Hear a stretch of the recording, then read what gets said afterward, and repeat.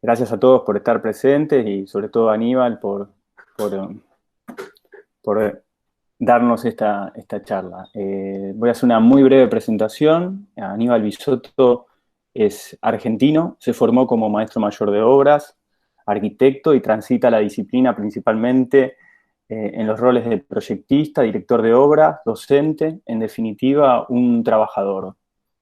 No voy a repetir la información que figura en las redes o en su CV para no redundar en esos detalles, aunque son muy importantes, pero son posibles fácilmente de ser encontrados por ustedes o a quien le interese encontrar esos detalles. Aunque si me permiten, me gustaría destacar que trabajar con él nos permite, a mí y a todo el equipo de introducción a las tecnologías constructivas, poner el valor en su honestidad, en esa honestidad entre la disciplina y la vida misma que él tiene para manejarse en la vida. Y eso lo convierte en algo cotidiano. Y eso en lo personal y en el equipo hace que todo sea muchísimo más fácil. Así que sí, esa pincelada tal vez es algo que es más difícil de encontrar en un CV o en los detalles curriculares de Aníbal, quiero dejarlo de manifiesto. Así que gracias, Aníbal, por esa manera de ser. Sin Gracias. mucho más preámbulo, también darte las gracias por la ilusión de querer enseñarnos estas obras, la vivienda en la comarca, cuyo material predominante es el hormigón armado, y la torre palimpsesto de madera. Así que te escuchamos con esa misma ilusión que tenés vos con tu trabajo y con esta presentación. Y bueno, luego de la presentación, si hubiera alguna pregunta o algún comentario, abrimos los micrófonos, ya que somos un número que podemos manejarnos oralmente y podemos hacer de forma ordenada las preguntas. Así que, sin más, Aníbal, muchísimas gracias y mucha suerte. Gracias, Fede, gracias por tus palabras. La verdad es que para mí también es muy gratificante trabajar con vos, con Bruno, con Lu. La verdad que el equipo que formamos cada vez va creciendo y nos vamos formando día a día y me parece que, que nada, es como un lujo trabajar con ustedes. Así que bueno, muchas gracias a todos, gracias Paola, Dani, por la invitación. No me quiero extender mucho, voy a empezar. Quiero agradecerles primero también a todas las personas que vi conectarse, conocidos de mucho tiempo, y algunos estudiantes que solamente los conozco a través de lo virtual, pero bueno, arrancamos. Yo les voy a contar dos proyectos que están muy relacionados o vinculados entre sí, creo que por dos temas principales que tienen que ver con el sitio, con el lugar en donde están implantados, que a priori es un territorio que por ahí uno no lo tiene visibilizado por miles de cuestiones, pero tiene estas características, ¿no? Es como una resultante que por ahí en esta imagen se puede ver claramente, que tiene que ver con un territorio líquido, con un territorio acuoso, que dentro de las regiones o las ecorregiones del país están como situadas a pocos kilómetros de distancia, a más o menos una hora en automóvil, las cuales tienen ya dentro de la misma región pampeana, se encuentran ubicados en dos puntos muy distintos entre sí, más allá de que están dentro de un sistema, que bueno, ahora cuando pase a contar la particularidad de cada uno de estos sitios, voy a detallar un poco más.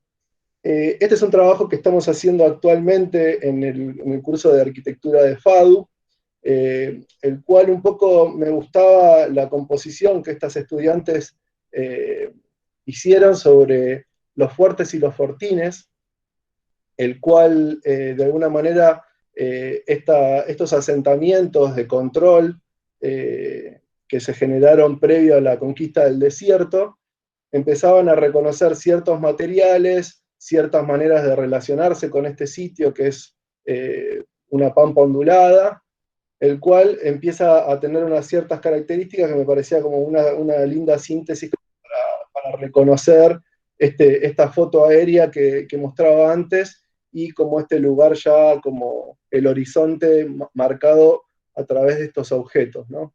Entonces, algo que todos los años hablamos y contamos en Introducción a las Técnicas Constructivas en la primera parte del curso, es los tres factores de la determinación de la forma arquitectónica de Kenneth Frampton, que están dentro del libro de Construir la Arquitectura, donde estos tres factores, la tipología, la tectónica y la topología, empiezan de alguna manera a consolidar la forma del proyecto. Entonces, un poquito para hacer como algún tipo de agrupamiento o de puesta en valor de estos temas, marqué como los que a mí me parecen que hoy van a estar como un poco más puestos de manifiesto en estos dos proyectos.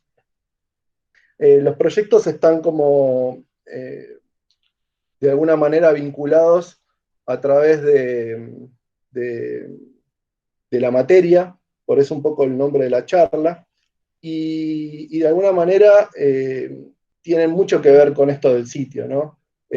La primer obra, que es la primer casa que me tocó construir desde cero, con Diego, que es un amigo, que es un colega, en el cual estamos trabajando actualmente en otro proyecto que estamos intentando finalizar, digamos, a través de todo lo que está sucediendo, se nos frenó un poquito la obra, pero ya estamos en el último tramo.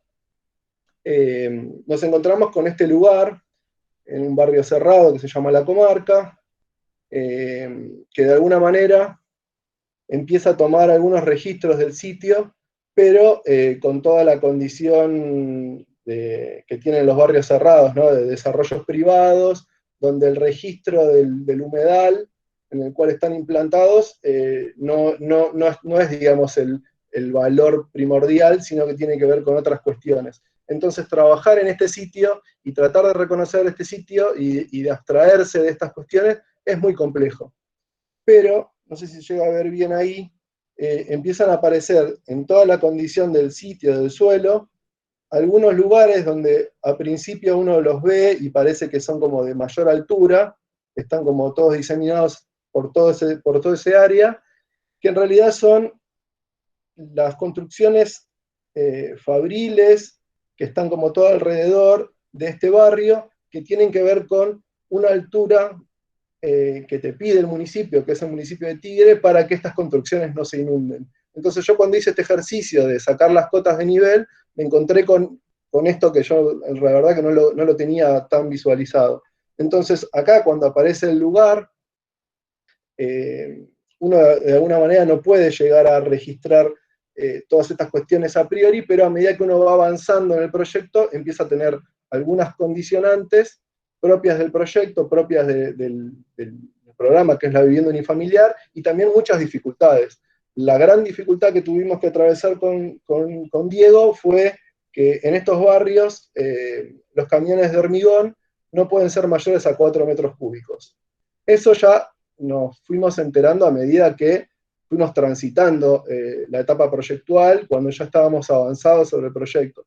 Entonces tuvimos que empezar a tomar algunas determinaciones sobre la marcha, ¿no? De cómo llegar con los camiones, de cómo entrar con los camiones. Entonces, de alguna manera la casa está en un terreno que tiene toda su condición de retiros propia de estos barrios, y está como de alguna manera ordenada de esa manera, que tiene que ver con un área de servicio que está como más en relación a la orientación, a las peores orientaciones, y después dos grandes bloques de programa de uso, estacionamiento en la planta baja, y dormitorios, living, una galería en estos sectores en torno a un patio de dimensiones cúbicas. Entonces, la decisión que tomamos fue medio escondernos de los vecinos, generando dos grandes planos de hormigón y tomar como los programas más en torno a este patio, y al frente y al contrafrente, que es donde estábamos como más alejados de las construcciones existentes o de las futuras construcciones. Entonces, un poco para ir avanzando con la propuesta, llegamos a una maqueta, la cual fuimos mostrándole al cliente, y llegamos como, en este caso, muy rápido al proyecto, como a la decisión proyectual primordial, que la verdad que tuvo como una aceptación rápida por parte del comitente. Esta casa es una casa que yo encontré hace poco, hace no más de un año, chusmeando la página de Campo Baeza, que es un anteproyecto, un proyecto de una casa en Buenos Aires, en uno de estos tipos de barrios, y me gustaba como hacer la referencia que hace Campo Baeza a esta casa en relación al lote y al sitio, que dice que es un lugar tranquilo y llano, en una urbanización a las afueras de Buenos Aires, sin especiales referencias, como que él no encuentra nada atractivo quizás en este tipo de barrios. Y entonces toma como una decisión que tiene que ver con una estructura de hormigón armado, materializada con 2 vigas de gran canto, tanto como a la altura de la segunda planta, que conforman una caja abierta al cielo. Lo que hace es como 2 grandes vigas, un poco en la memoria lo dice, y medio como que se esconde de ese barrio. La verdad es que cuando yo vi esta propuesta, enseguida me acordé de lo que hicimos con Diego. Este proyecto es medio contemporáneo a lo que nosotros estábamos haciendo. Lo vi, la verdad, hace poquito, y digamos, de esta manera yo sentía que un poco la propuesta que nosotros habíamos llegado con mi socio en este momento había sido de alguna manera positiva. Después, a la hora de llegar a lo que tiene que ver con la construcción, nada, fuimos elaborando estos planos constructivos, planos que realiza el ingeniero, y previo a iniciar la obra, empiezan a aparecer todas estas cuestiones de planos constructivos, que de alguna manera son parte de la documentación original, y llegamos de alguna manera a la construcción, al inicio de la construcción de la platea.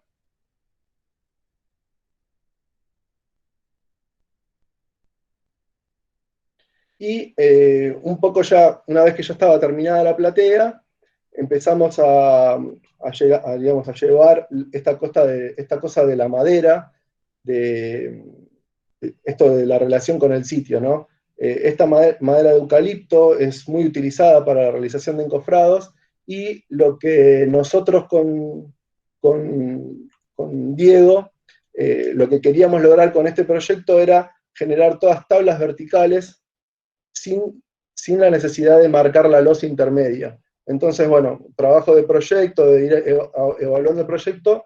Cuando llegamos a la construcción, empezamos a armar una serie de módulos que tienen que ver con que la planta baja y la planta alta tenían una altura distinta, entonces generábamos encofrados para la planta baja, que después nos iban a servir para la planta alta, para ahorrar material. Esta casa, digamos, en relación al tipo de construcción que tiene, se construyó con un metro cuadrado bastante bajo en relación a lo que por ahí tiene como resultado final. Entonces estos módulos se iban conformando de manera lineal, uno a continuación del otro, y se reutilizaban para la planta alta. Bueno, un poco más de fotos de la obra. Esta foto siempre me la acuerdo, siempre creo que cuando uno se mete en internet sigue apareciendo esta foto del encofrado, que fue la que usamos en ese momento para construir el encofrado, porque nunca habíamos hecho uno y tuvimos que investigar muchísimo para ver cómo era esta cuestión, y cómo estos largueros y cómo los parantes se iban a ubicar, la relación que tienen entre sí, la separación, y de alguna manera fuimos trabajando a medida que íbamos trabajando con la empresa constructora, que es una empresa constructora chica, descubriendo tanto ellos como nosotros cómo se construía con este material, ¿no? Con este material que es como la madera y la realización de la colada del hormigón. Entonces, cuando aparecían estas llenadas, nosotros teníamos que tener muy en cuenta los tiempos de fragüe del hormigón con estos camiones que tenían solamente 4 metros cúbicos. Entonces lo que teníamos que hacer era, en la puerta del barrio, ya tener 1 o 2 camiones preparados y generar una circulación de camiones lo suficientemente rápida para que cuando se terminaba de llenar una parte del encofrado del molde, llegara el otro camión y que el hormigón no fragüe y que te generara estas marcas en el hormigón que no eran las deseadas. Entonces, bueno, cuando terminamos de hacer la llenada sobre la planta baja, traspasábamos todo lo que era el encofrado hacia la planta alta. Entonces ahí se ven un poco estos encofrados como en módulos que después se reutilizaban. Entonces van a ir viendo después cómo esta construcción se empezaba a materializar entre lo que sucedía en la planta baja y en la planta alta. Entonces nos empezaban a aparecer algunos detalles que a priori los teníamos pensado, que era cómo hacer para no visualizar esa losa intermedia, que después en la práctica era muy distinto a lo que nosotros nos imaginábamos, ¿no? Creíamos que teníamos que por ahí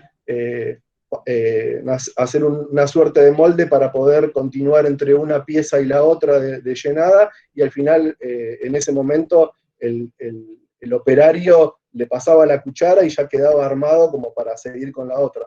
Pero era un poco también de falta de conocimiento del tema e ir aprendiendo sobre la marcha, ¿no? Entonces, bueno, ese era como el encuentro que nosotros generábamos entre la planta baja y la planta alta para no tener visualizada la losa. Entonces, en relación a esa construcción, fueron, digamos, pasando las semanas hasta que llegamos a la segunda llenada, y ahí es cuando uno ya de alguna manera, cuando hace el desencofrado, ya tiene como toda la cáscara y esta condición material primaria se da de manifiesto y, digamos, aparece como la segunda parte de la obra, que es toda la condición de la construcción de la mampostería, de la yesería, como una segunda etapa de obra. Ya una vez desencofrado y teniendo ya toda la cáscara conformada, empezaba como otra etapa de obra que tenía que ver con las divisiones, con los muros de alguna manera que utilizábamos como para pasar instalaciones. Entonces, todas estas cuestiones se iban de alguna manera transformando en esta construcción. Empezaban a aparecer toda esta serie de detalles, determinaciones que después tuvimos que ir revisando y corrigiendo. Bueno, el yeso, y después ya aparecía la herrería como otro material, las terminaciones de los pisos, y ya de alguna manera, como lo que tuvo de bueno quizás esta obra era eso, ¿no? De que ya una vez terminado el hormigón, había como poco tema de obra posterior. Entonces, ya una vez que se terminaban los pisos, la obra de alguna manera ya tenía como una condición prácticamente finalizada. No quise poner fotos de la obra, de la última hora, porque me parecía que era importante o interesante remarcar estas cuestiones que tienen que ver con la construcción del hormigón. Un poco para contarles la distribución de la casa. Estas son fotos que usamos para la publicación. Acá está como el área social de la planta baja, todos los servicios que les comentaba, y el semicubierto para los autos, el gran patio y la galería al fondo. La planta alta también tiene esta relación de doble altura, de living-comedor en relación al patio, la suite, los dormitorios y una escalera que tiene acá en la llegada como una suerte de estudio chiquitito. Entonces, ya para ir finalizando con este caso, me parecía que estaba bueno mostrar un poco la obra ya concluida, ya previo a habitarse. La casa ya está habitada hace 4 o 5 años, y hay algunas cuestiones que se fueron haciendo después de esta foto que tienen que ver con cerramientos de estos grandes paños de vidrio, sobre todo en la fachada, algunas cortinas, la cocina se hizo después, nada, hay algunas cuestiones que nosotros para poder sacarle las fotos y que ellos se pudieran mudar, se hicieron como en esta instancia, digamos.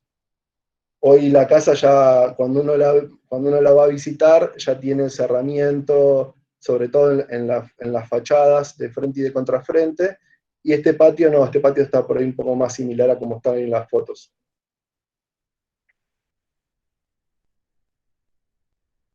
El segundo proyecto es un proyecto que está en torno al Festival de Hellowood, que nosotros nombramos Palincesto. Por ahí andaba Martín, que es uno de los socios de MASA, de Uruguay.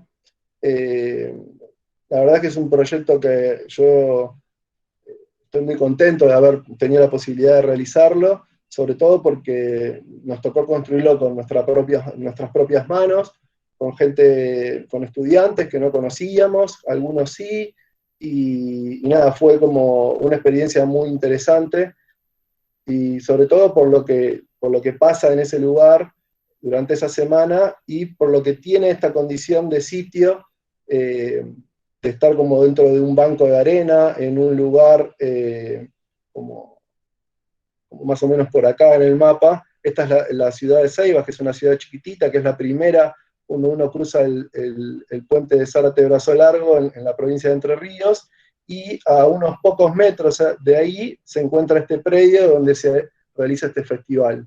Esta condición de río que se fue de alguna manera moviendo, creo que nos dio la posibilidad de poder estar en ese lugar y poder fundar esta especie de mirador que construimos, porque quizás si hubiésemos estado en otro tipo de suelo, hubiésemos tenido que buscar otra manera de aferrarnos a ese lugar. Acá, bueno, también se puede ver un poco esta visualización de este lugar más de duna, de médano, que tiene como una altura un poco mayor a lo que ya cuando se va acercando al río, que es el río Uruguay, que es el límite con Uruguay. Y de alguna manera, el proyecto quedó como en relación a la plaza de la ciudad, un poco con una intencionalidad que nosotros queríamos lograr, de no solamente estar dentro del predio, que el predio es más o menos nosotros como de alguna manera tomamos como una condición un poco más territorial y decidimos poner en ese lugar el proyecto también por una cuestión de las orientaciones, que ahí caía el sol, y había un montón de temas por ahí vinculados a esta escala y no tanto a la escala del predio.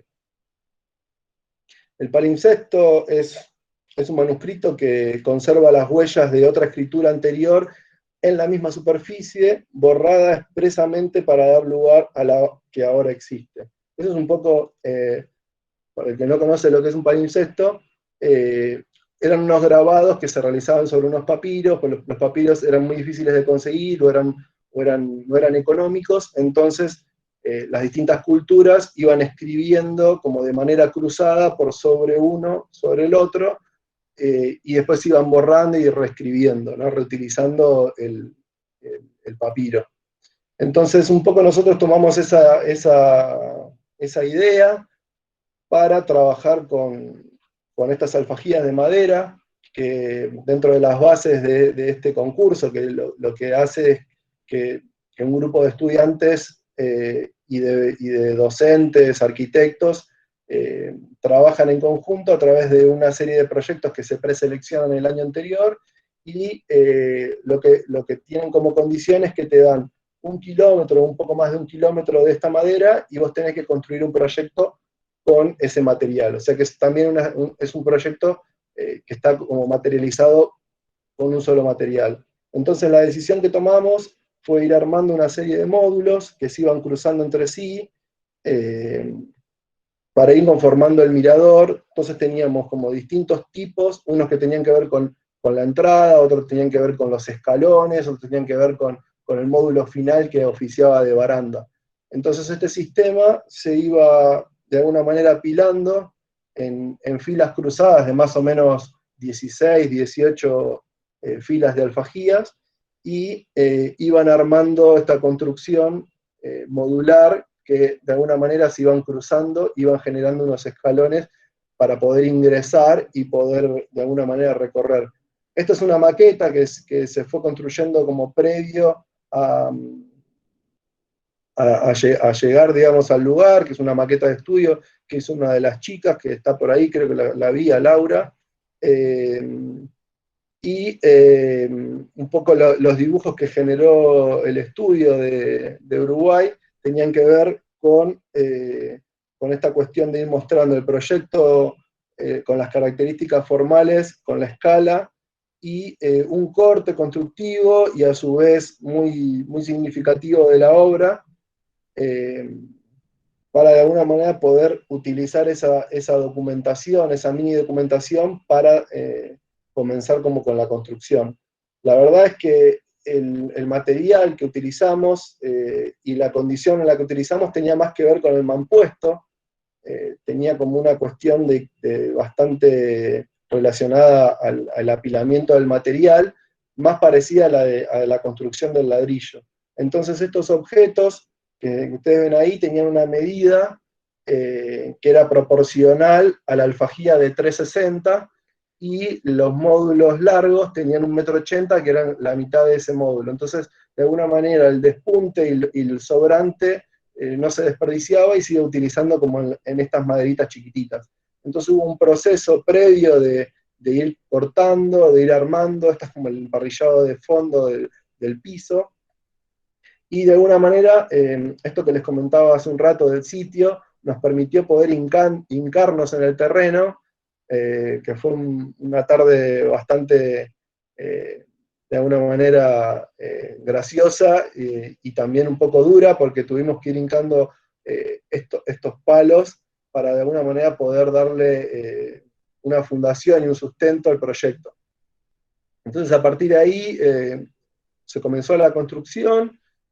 Se trabajaba en grupos de 3, 4 chicos que trabajaban por fuera, y había otro grupo que estaba pintando y otro grupo que estaba cortando y armando como por no sé, la situación de los palitos chiquititos que le poníamos los tornillos y se iban pasando. Fue una construcción, la verdad, que bastante primitiva comparada con otros proyectos que tenían estas cosas, ¿no? De tener que andar contabilizando los listones, armando moldes, tomando planos en impresiones de escala, atornillando, prearmando. A nosotros eso no nos sucedió que esta condición más, si quiere, primitiva, nos permitió trabajar con un sistema de trabajo que era muy sistémico.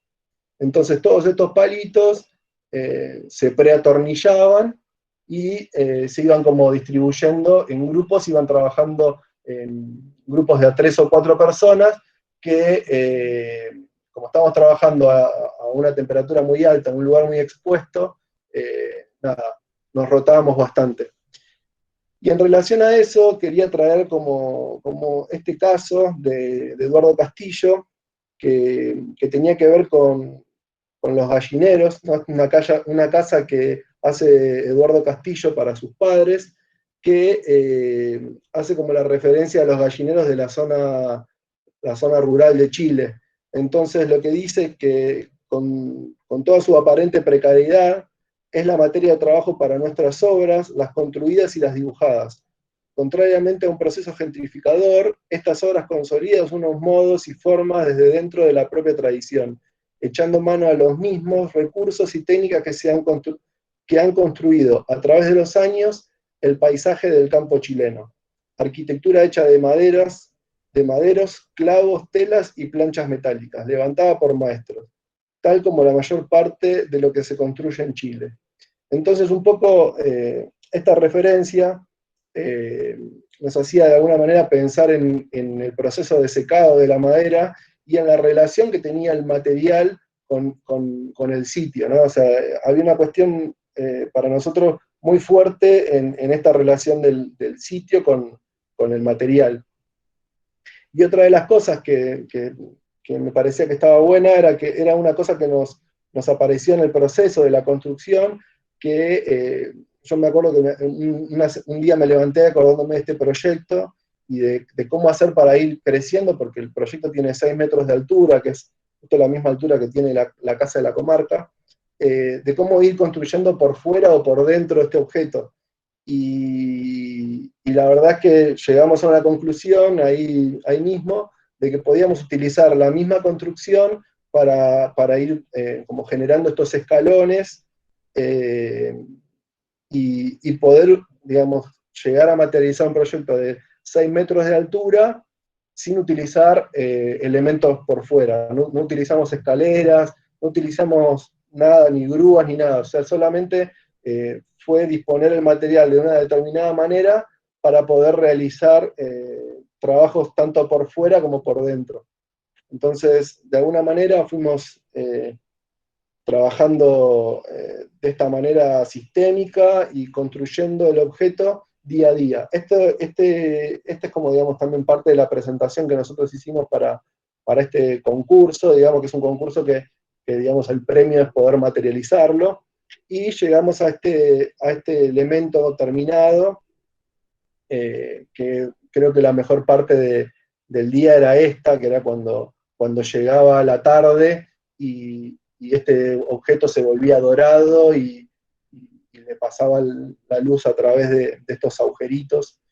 Y un poco traía estos videitos que hizo Santi, uno de los titulares del estudio Massa, que estaban buenos para ver, ¿no?, este proceso que les comentaba, de ir como pieza a pieza construyendo el elemento horizontal, y las piecitas chiquititas que iban de alguna manera generando este muro que tiene 16, y ahora no me acuerdo si son 16 o 18 centímetros de espesor, que tenían que ver con el módulo constructivo y con el corte de esta pieza de 360. Un poco ya para mostrar la pieza terminada, lo que hicimos fue de alguna manera ubicarnos en un lugar donde había pocos elementos de la naturaleza de cierta altura, que eso generaba que el elemento todavía se viera un poco más esbelto, digamos, fue transcurriendo el proceso y llegamos a esta cosa del objeto terminado, que empezó a tener como un montón de resultados a posterior. Después no sé si sigue ahí Martín, después puede contar un poco también del proceso. Y llegamos como, creo yo que la foto, una de las cosas que más me gustaba de este proyecto era verlo ahí suspendido en esta pampa, tomando escala por sí solo, por la naturaleza, y esta situación más con la ciudad que está por allá, por detrás, que cuando es de noche se ven las luces y uno está ahí arriba y puede de alguna manera contemplar una parte de la ciudad. Y nada, esta por ahí cuestión de que también tiene que ver con el proyecto, que al finalizarlo, como el objeto tiene esta cosa de la pieza larga y la pieza corta, para terminarlo habíamos pensado en poner una tapa y después al final no se la pusimos, cortamos unas alfajías largas por la mitad, y creo que fue como una solución que logramos tener ahí en el sitio, que fue, me parece, como muy positiva. Nada, y para terminar, ya creo que ya está terminando. Nada, agradecerles, decirles nada, que estos dos proyectos son como el primero y el último que me tocó materializar. Ahora estoy justo terminando uno más, que no tiene esta condición quizás material o como me hubiese gustado, pero hay un recurso que tiene que ver un poco con esto, así que yo siento que un poco mi formación docente dentro del instituto y mi formación docente dentro de la facultad de FADU, me parece que están bastante resumidas en estos dos proyectos, donde tanto el territorio, que es lo que vemos en FADU, y la condición material, que estudiamos mucho ahí con el grupo de ITC, están como bastante representadas en estos dos proyectos. Nada, muchas gracias.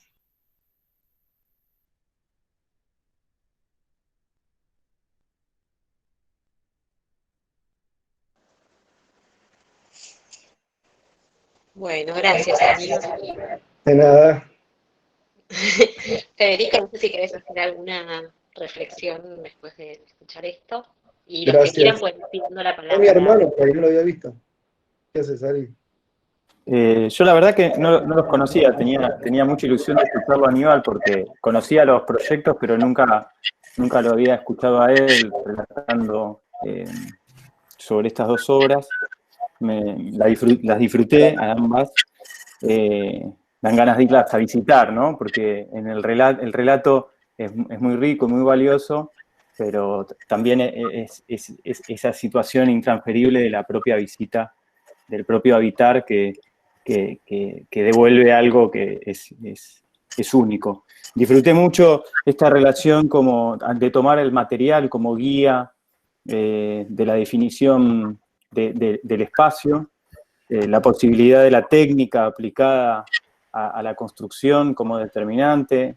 Son cosas que, como dijo Aníbal, las vemos en el curso y permanentemente las vemos en los casos de estudio, y verlas aplicadas por un compañero me encanta, la verdad. Te felicito, Aníbal, por el trabajo, y nada, disfruté también mucho el momento que contaste el detalle de la casa de la vivienda, esta definición casi desde la técnica, pero también como guiada por los propios constructores, como esa retroalimentación entre la mano de obra especializada, el mundo de la construcción puro y duro, frente al mundo del arquitecto que está preocupado por esa especificidad técnica, constructiva, y cómo se logra un complemento entre esos dos mundos. Y también disfruté mucho el detalle del proceso de obra de la torre, en cómo el propio sistema resuelve la dificultad constructiva en altura. Me parece que eso también fue un momento muy lindo. Bueno, muchos otros más, pero tampoco quiero quitarle el tiempo a los demás. Estaría bueno que, si quieren preguntar o comentar algo, se sumen al audio y lo hagan. Gracias, Fede. Gracias de verdad. Quería saludar y me gusta que estén ahí los chicos de Uruguay, Santi y Tincho. O sea que estaría bueno que si tienen algunas preguntas del proyecto, que también se sumen ellos a responder. Gracias, Graciela. Gracias, Nacho. Gracias, Pablo. Gracias, Robert. Gracias, Paola. Gracias a todos los chicos que están ahí dando vueltas, chicos y chicas. Que si tienen algunas preguntas, que me abran el micrófono y hablamos un ratito más. Yo quisiera hacerte una pregunta, Aníbal. Sí, Pablo. ¿Sabés lo que te voy a preguntar? No sé, a ver. Hiciste mención en la primera casa, la casa de la comarca, a un área de un doble muro. Instalación, sí. Exactamente. Imagino que es complejo y es realmente un desafío pensar las instalaciones con una envolvente maciza de hormigón, digamos, ¿no?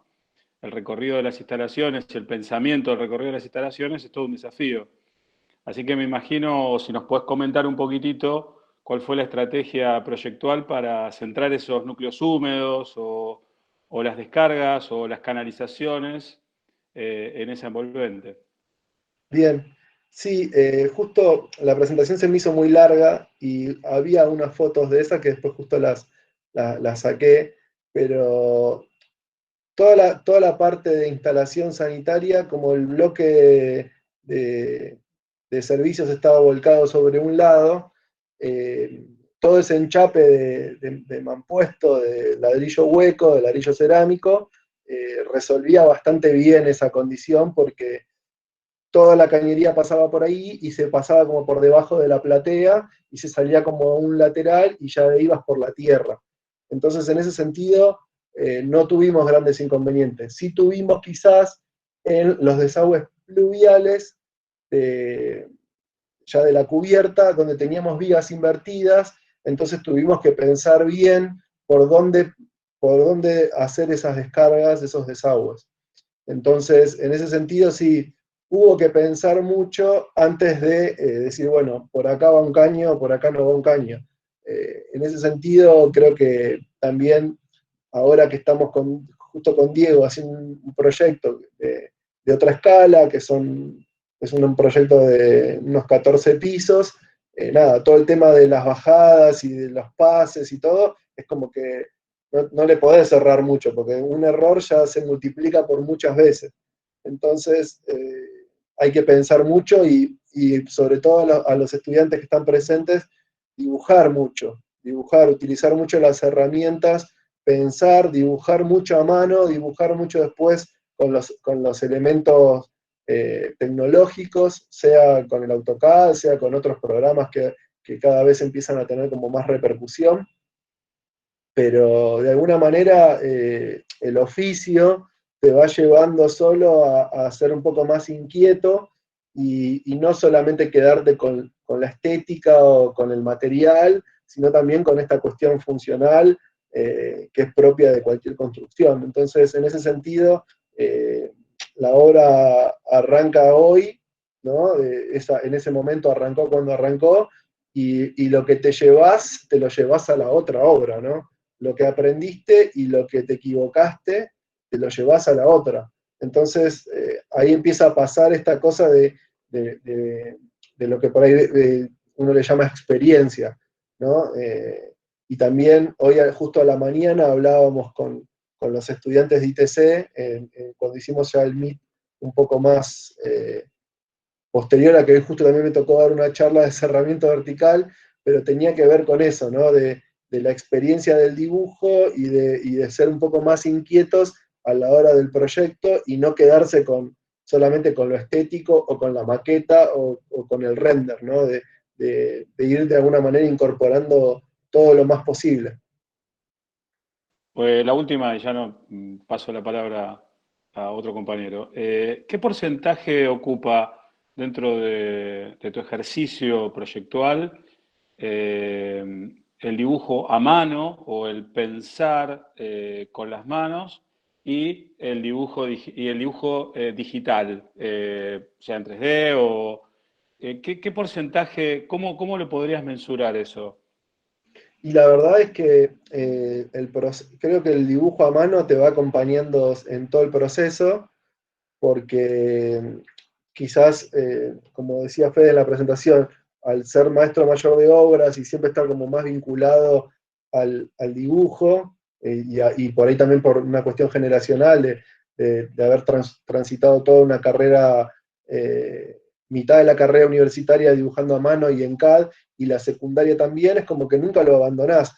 Y después me parece que hay mucho tema de una cuestión estética del dibujo, de la construcción morfológica, constructiva de la pieza arquitectónica, y después hay algo del detalle, que es como muy, muy lindo dibujar esta cosa que decías vos, ¿no? Por dónde pasa el caño, por dónde, como esos dibujos también son, creo que por ahí, no sé, Nacho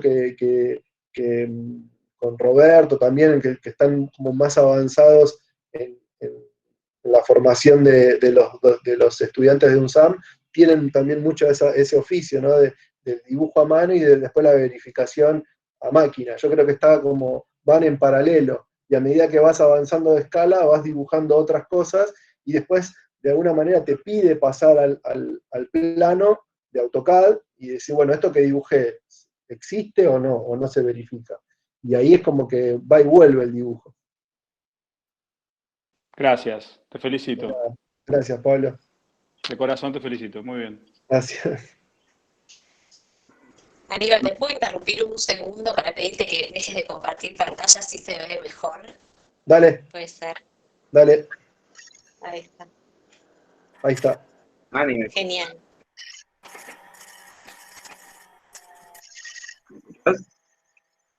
Hola. ¿Estás? Sí, gracias, Ari. A ver, ¿cómo andás? Bien. Te hago una pregunta con respecto a la comarca. que no sé si te la han preguntado a veces o no, pero bueno, yo soy medio como ajeno a todo. Pero la condición de los 4 metros cúbicos, o sea, yo, por lo que se ve de la obra, la relación que tiene con el sitio, vos decís lo que dijo Campo Baeza, que no tiene mayor relación, pero eso es una condición que termina siendo una relación directa con el sitio. Y el vacío que tiene la casa, que conforma un gran lleno, por decirlo de una manera más rápida, ¿influyó en la manera de diseñar o fue algo que se enteraron a medida que realizaron la obra y les dijeron, no pueden entrar camiones más de 4 metros? ¿Por qué? Porque menos metros cúbicos de hormigón hacen un gran espacio teniendo más vacío, ¿no? O ese gran vacío que está en el centro. No, el tema de los metros cúbicos tenía que ver ya con un tema del peso, por eso digo yo, la relación con el sitio tiene que ver con una cuestión ya del lugar, de que como son todos territorios de relleno, vos no podés andar circulando con un camión de 8 metros cúbicos por un tema de los pesos y un montón de cuestiones. Entonces, lo proyectual de la obra, con la consolidación material, tuvimos que pensar cómo llenarlo. O sea que, imaginate vos el molde y decís, bueno, acá entran 2 metros cúbicos, no sé, en la patita del acceso entran 2 metros cúbicos, bueno, tiro 2 metros cúbicos acá, tiro 2 metros cúbicos acá. Después tengo que, no sé, el plano que está en la planta alta, por ahí eran 3 camiones de 4 metros cúbicos, bueno, lo tengo que hacer circular rápido. No era con un tema de lo espacial, sino un tema más técnico que tiene que ver con este lugar que tiene sus condicionantes, ¿no? El territorio del barrio tiene sus condicionantes. Y la condicionante quizás social, ¿no? De esta cosa de medio esconderse, sí fue un tema de proyecto inicial. Ahí era la relación con la obra de Campo Baeza, como decir, bueno, me escondo de los vecinos porque en realidad después no puedo. Nada, el estilo de vida que te venden cuando vos ves, no sé, en Instagram que te venden un barrio y te muestran la foto aérea con todo el barrio vacío, no existe. Después terminás teniendo vecinos a 2 metros de distancia, que muchos arquitectos proyectan como con las 4 caras y después en realidad tenés un tipo a 2 metros. Entonces ahí era un poco la referencia de Campo Baeza. Ah, bueno, gracias. De nada, hermano. Hola Aníbal. Hola, Roberto. Bien, no, yo quería hacer una reflexión con respecto a la casa, a la primera casa de hormigón.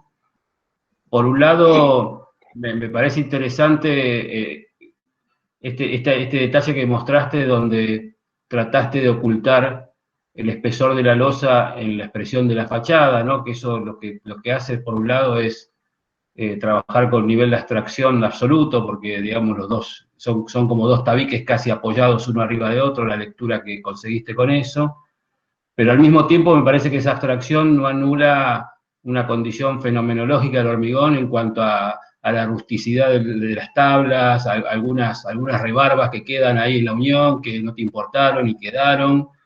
O sea que me parece que en ese sentido la casa maneja como ese equilibrio entre la abstracción y la expresión del material, ¿no? Me parece que es interesante, esa búsqueda me parece que a mí por lo menos me resulta interesante.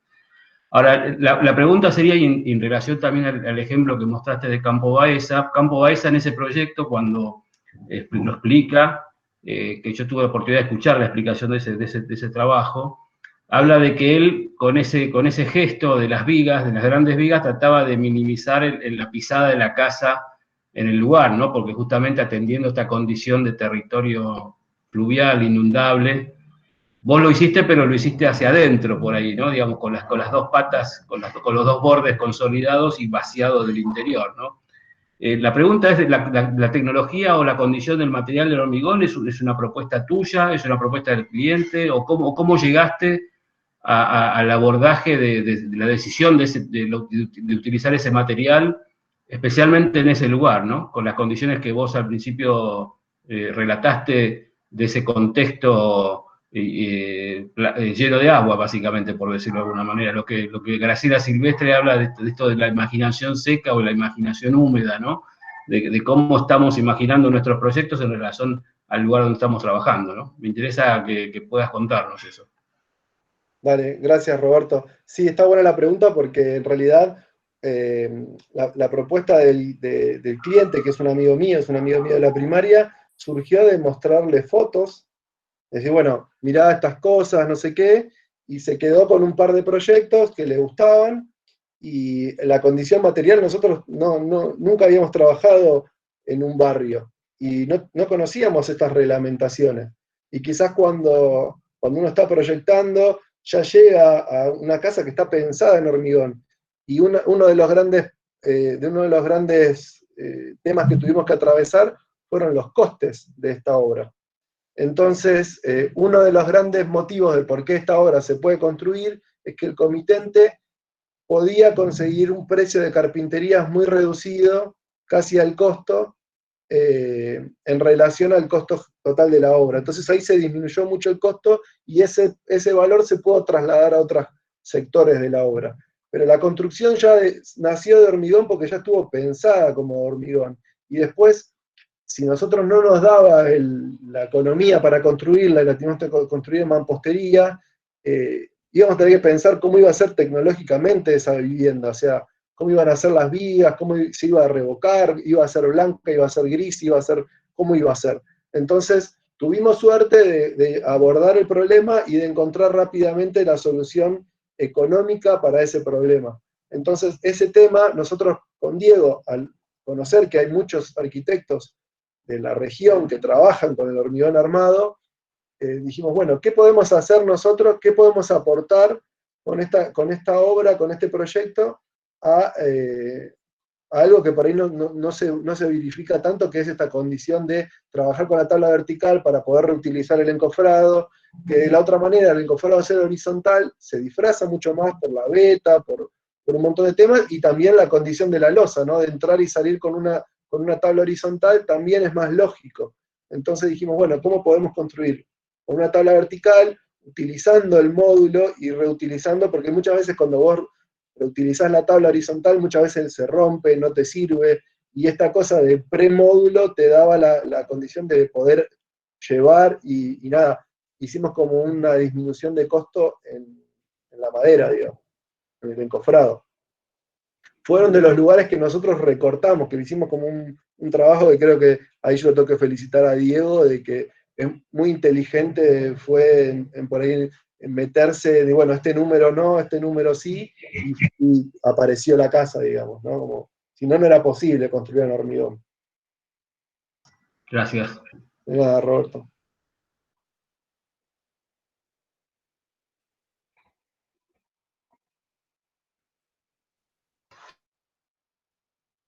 Profe, hola, buenas tardes Hola, a todos. ¿cómo estás?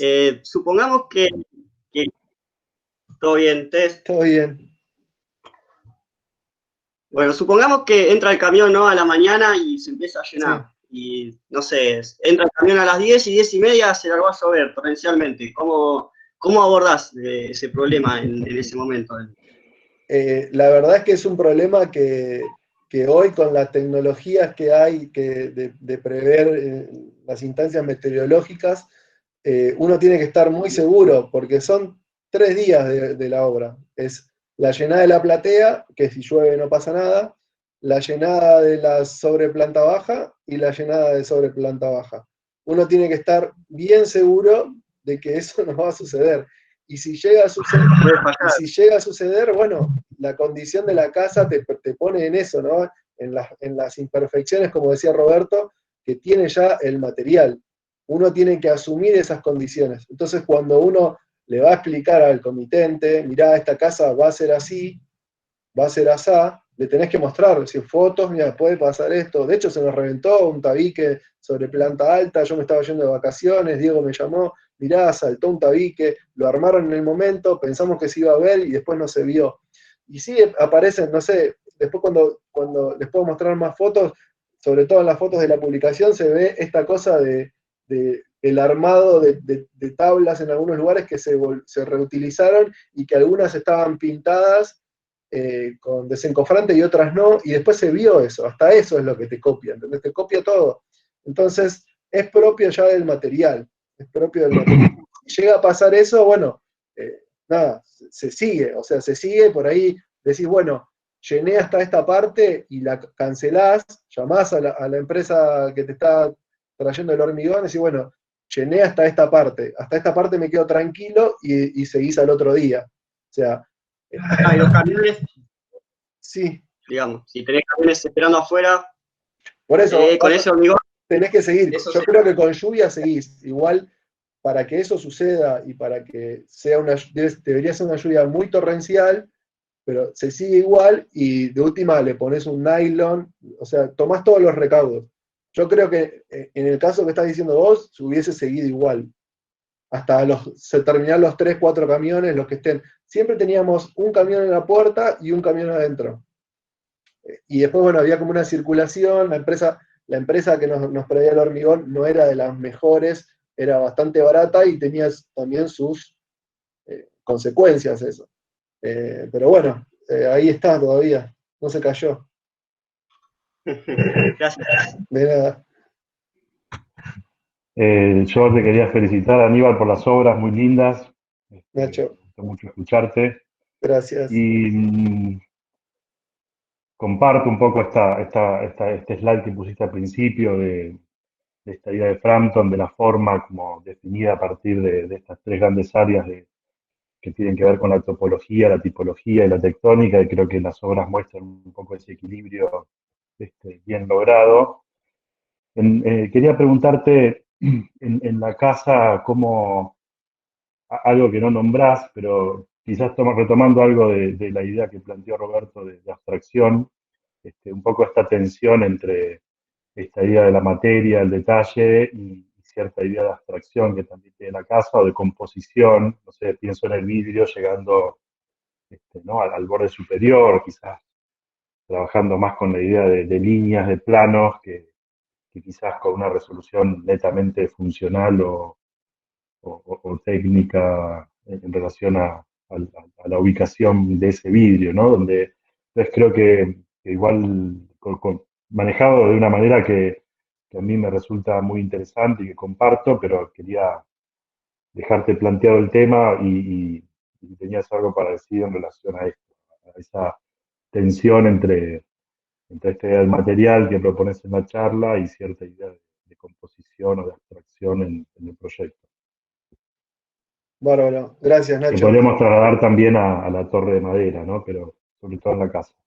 Claro, sí, un poco nos parecía que esta visualización que tiene por ahí, esta abstracción que decís vos de los dos planos, sobre todo en el voladizo del frente, que la potencia que se generaba, un poco me acuerdo que tomábamos como referencia una obra de Radic, que es como un plano como medio apoyado sobre el otro, medio como una C invertida, que si nosotros visualizábamos o mostrábamos la losa superior, se perdía mucho esa noción más abstracta de esta suspensión casi del semicubierto sobre el apoyo de esas dos grandes patas que son en el frente una sala de herramientas y en el contrafrente la parrilla, ¿no? Como que quedan como dos elementos sueltos apoyando como la planta alta en ese objeto y un poco la búsqueda con esconder la losa en el frente, en las dos fachadas, tenía que ver un poco con eso. Lo que tiene como solución es que el hormigón realmente pasa por arriba de la carpintería y después hay un elemento de chapa que envuelve el hormigón en un espesor mínimo de, no me acuerdo si eran 8 centímetros, lo mínimo, y esa pieza de chapa se continúa con la carpintería, entonces como que envuelve y después, bueno, le pasa por arriba la aislación y realmente la carpintería está como debajo del hormigón. Es como, tomamos esa solución, también me acuerdo, creo que después viendo algún caso de Radic también, una casa creo que se llama, es una casa de ladrillo blanco que tiene un patio grande que tiene esa solución. Ahora no me acuerdo el nombre de la casa, pero Sí, la conozco. sí. No sé si se llama casa con patio, algo muy sencillo es el nombre. Y nada, medio que lo tomamos de ahí y nada, nos lanzamos a hacer eso. medio jugados.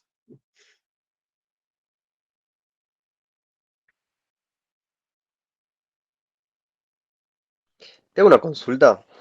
Sí, Tomás, ¿cómo andás? Todo bien, todo bien. ¿Resolviste las sombras? Eh, y ahí va eso. Es una A esta pregunta. hora no, por favor, Aníbal. Ya Ahora estaban no. fuera de horario, perdón. Es la hora de la charla. Sí, sí, sí. Más particularmente con respecto a la segunda obra que mostraste. Es una pregunta media general, pero bueno, me Dale. interesaba más saber sobre esa. ¿Hasta, hasta qué punto lo planeado o la organización con la que previeron la Sí. obra sirvió y hasta qué punto tuvieron que improvisar en la marcha?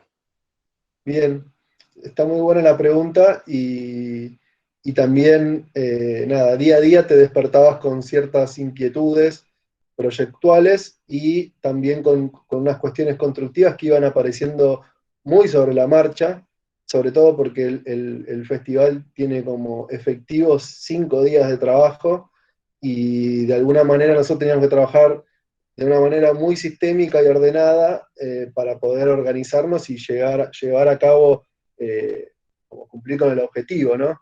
El festival te propone construir algo, te da los materiales, todo, y vos lo único que tenés que hacer es cumplir con eso. Entonces, uno de los grandes problemas que tuvimos fue este de la fundación, ¿no? De nosotros, como por ahí preguntaba hace un rato Pablo, en el render las alfajías que se metían adentro eran 4, que daban también el módulo del 5x5 y después no entraban 4.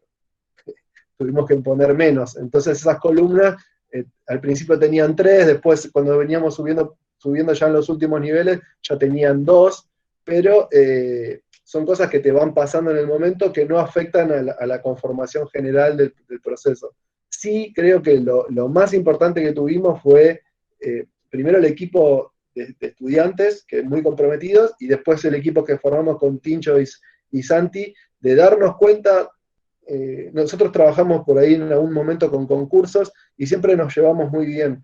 Y darnos cuenta cuando había problemas, cuando no estábamos avanzando, cuando había un problema, rápidamente resolverlo. Y uno fue el tema de los tornillos que estábamos usando. Estábamos usando unos tornillos muy gruesos y dijimos, nada, vamos a la ferretería de Ceiba y vayamos a comprar clavos, porque si no, no llegamos. Fuimos a hablar con gente de la organización y dijeron, no, si ustedes empiezan con clavos, se van a martillar los dedos, la van a pasar mal. Entonces, cambiamos el tamaño de tornillos y ahí empezó, la velocidad se incrementó en un 30%, no sé, un 40%, y avanzábamos. Teníamos objetivo por día, decir, bueno, el escalón 1 lo hacemos en 2 días, en un día. Y después, a medida que iban aprendiendo todos el sistema y la metodología, esta cosa de medio del mampuesto, nada, iba todo muy rápido. Pero sí tuvimos estos problemas que decís vos y creo que como equipo de trabajo lo supimos manejar bastante bien. Además de las condicionantes del clima, de que hacía mucho calor, de que fue en febrero, nada, había un montón de problemas, de que a la noche los chicos por ahí se despertaban tarde porque se quedaron hasta tarde medio de joda, ¿viste? Es como que había muchas cosas. Y eso creo que el compromiso que tuvieron fue bastante grande y creo que el resultado está como bien plasmado por eso. Y otra de las cosas que hicimos fue de que, nada, la obra estaba pensada que tuviese 5 metros, hicimos como una modificación en obra, cambiamos el módulo y llegamos a los 6 metros. Entonces, los escalones son un poco más altos y logramos que las piezas sean un poco más esbeltas de lo que era originalmente. Genial, muchas gracias. De nada. Excelente charla. Gracias, Tomás.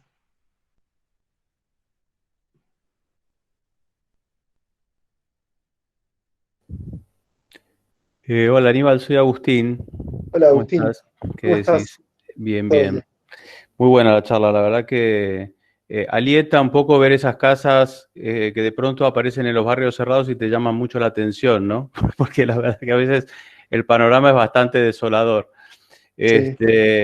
Y cuando uno se enfrenta, yo todavía no he hecho ninguna casa de estas, pero lo primero que uno piensa, porque uno visita barrios, es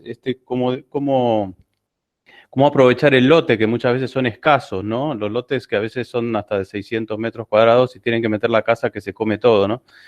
Y no, quería preguntarte más que nada por qué tal fue el feedback de los usuarios respecto, digamos, de la implantación de la casa, que es una implantación bastante radical como la de Alberto. Alberto llega más lejos todavía y los encierra en los cuartos de arriba sin vistas afuera, porque Hace unos mini patios. es muy duro. Sí, sí. Sí, bueno, puede ser maravilloso el patio y mirar el cielo, pero digamos, cuando uno se va a vivir un barrio cerrado, bueno, la gente en realidad tiene como esa especie de ilusión de disfrutar de mucho verde y de todo el verde que pueda, ¿no? Y en general la cota más privada es la cota baja, porque en realidad con vegetación vos en general te podés proteger. Pero cuando subís un poco, ahí sí, estás como invadido de vistas y vos ves a veces cosas que no querés ver. Porque por ahí vos, ¿no?, elevás a un tipo a mirar y lo que se encuentra es la señora tendiendo las sábanas en el balcón de enfrente, ¿no? Pero mi pregunta iba un poco por ese lado, es decir, ¿cómo la están viviendo esta casa que tiene un lado tan lindo del patio que genera como esas diagonales visuales interesantes, pero por otro lado, en la parte de servicios que todo el mundo generalmente, viste, ponga el lavadero o le tira todo lo que le sobra a la casa, lo esconde en los 3 metros estos que te quedan. Si realmente pensaste en ese espacio como algo, que si ellos lo usan, no lo usan. Los autos también, que es una solución tan buena esta de que el auto puede estar o no estar, porque si no está el auto vos podés usar ese lugar de adelante, que me parece buenísimo. Y por otro lado, en los barrios cerrados todo el mundo se mete adentro, ¿no? O sea, no hay una vida de convivencia en la calle, por ejemplo, ¿no? Por eso, mirando un poco después digamos, del planteo y de la realización de la obra, ¿cómo te comenta tu cliente que le fue con todas estas cosas, ¿no? Y otro tema que también quería preguntarte es sobre la climatización de la casa. Si tiene sistema de, no sé, de suelo radiante o aire, o cómo lo resolvieron. Esas dos cosas. Dale, están buenas las preguntas y son preguntas recurrentes en esta obra sobre todo. Nada, la primera pregunta que tiene que ver con un poco la privacidad. Las fotos originales, digamos, las que uno muestra, tienen que ver con un proceso previo a la mudanza. Y el otro día, hace poco, estuve en la casa de ellos, son amigos míos, y me contaban eso, ¿no? El proceso de mudanza, con el barrio mucho más pelado, sin la vegetación esta que decís vos alrededor, la cual se sentían un poco despojados, ¿no? Las capas que tiene arriba de hormigón, la obra hace que de alguna manera el asoleamiento tenga bastante sombra toda la parte del living durante los horarios peores, y el lugar donde es más complejo, donde la iluminación es, por ahí la incidencia de la radiación solar es donde afecta más a la casa, es sobre la planta alta cuando subís la escalera. Ahí es donde le pega por ahí el oeste, le pega un rato a la casa, pero después, dentro de todo, hay como una conformación morfológica estudiada un poco por nosotros para que eso esté como bastante bien. Después, la casa tiene unos toldos, tiene unos cerramientos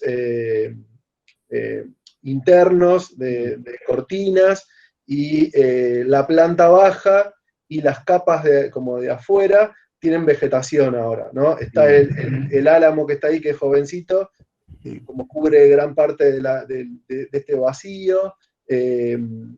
Después hay unas enredaderas que fueron creciendo en las dos fachadas, o sea que la casa hoy tiene como una condición mucho más amena a la que por ahí muestran las fotos. Y después, respecto de la climatización, nada, tiene un aire acondicionado en la planta baja, y después tiene un aire acondicionado en cada uno de los dormitorios.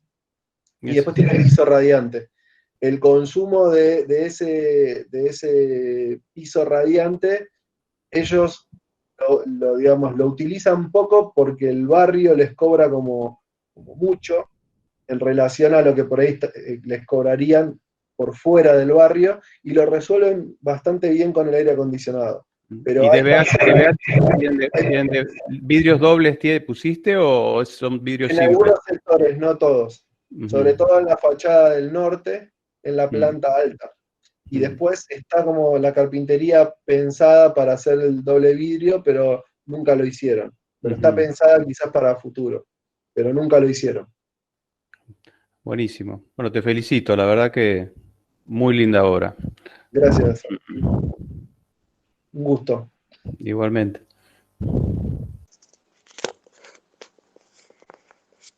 Bueno, no sé si hay alguna otra pregunta, si alguien quiere hacer algún comentario antes de que cerremos. No sé si hay alguna pregunta en el chat, yo no me fijé. Yo te hago otra pregunta, Dani. Dale.